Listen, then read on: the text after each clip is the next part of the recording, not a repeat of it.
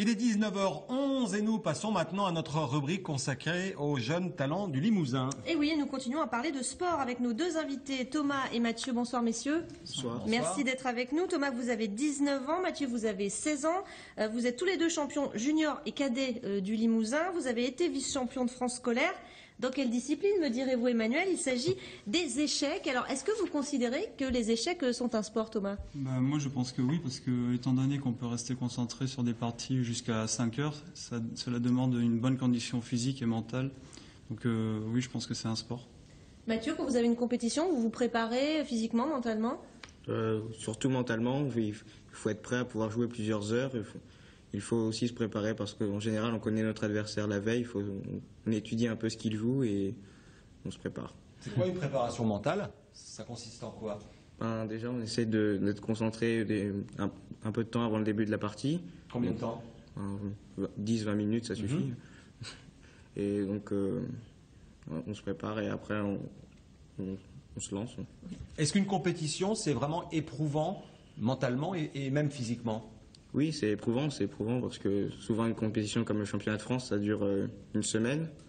Donc à partir du cinquième jour, par exemple, on se rend compte que la salle se vide plus rapidement, que les joueurs s'en vont plus vite parce qu'ils sont plus fatigués, qu'ils font des erreurs plus rapidement, que donc les parties se terminent plus vite.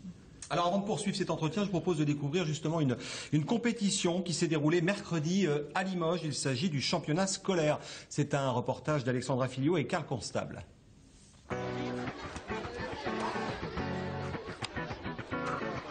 La compétition n'a pas encore commencé, mais tous ont déjà rejoint une table pour une partie d'échauffement. Car pour la centaine de jeunes présents, jouer aux échecs est un vrai plaisir, même s'il faut tout de même rester concentré. Après, il y a des techniques, il y a des solutions, enfin des problèmes. Il faut beaucoup réfléchir. Et tu as des stratégies? Je les utilise pas toujours les mêmes. Quand tu joues avec papa, c'est qui gagne? Des fois lui, des fois moi. Pas le temps de souffler, c'est parti pour la première manche et la valse des pendules. Les minutes défilent et la tension monte chez les compétiteurs jusqu'à la victoire finale. Et j'ai mal joué. C'était assez dur parce qu'il joue très bien, mais voilà. Elle était assez serrée, mais je suis content d'avoir gagné. J'étais très stressée. Et comme ça fait depuis longtemps que je me suis pas entraînée pour faire des échecs, ça a été très dur. Parvenir à l'échec et maths, c'est bien sûr la règle du jeu, mais pour les enseignants et le LEC échiquier Limousin, l'important n'est pas là. Les noirs appuient sur la pendule, pensez à serrer la main de votre adversaire, à lui souhaiter une bonne partie. Car ce sport permet tout en s'amusant de travailler les mathématiques, la concentration, la mémorisation, mais aussi d'apprendre le respect de soi et des autres.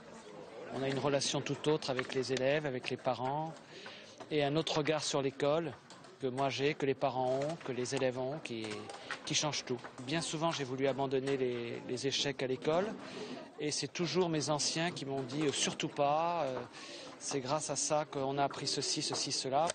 8 écoles, 6 collèges et 2 lycées de la région participaient à la compétition cette année. Un bon résultat, même si l'on peut encore faire mieux.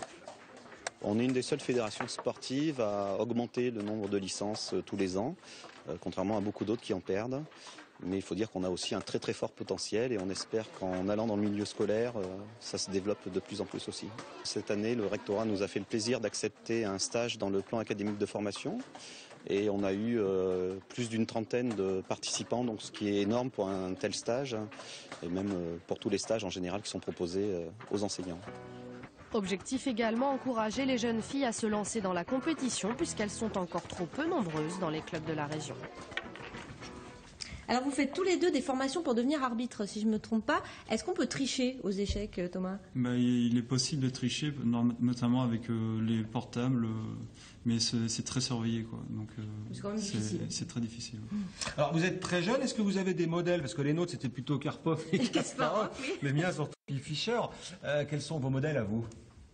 Il y a des joueurs comme Carlsen qui sont très jeunes et qui sont déjà au top mondial, numéro 1 mondial, donc on peut s'en inspirer. Mais, il a quel âge? Il a, je crois, 20 ans ou 21 ans. Ah oui, effectivement. Ouais. Mais on parle plus de Kasparov, on connaît plus Kasparov que Carlsen quand même. Le jeu a beaucoup évolué entre ces gens-là et ceux que vous connaissez maintenant? Je pense pas, non, pas tellement.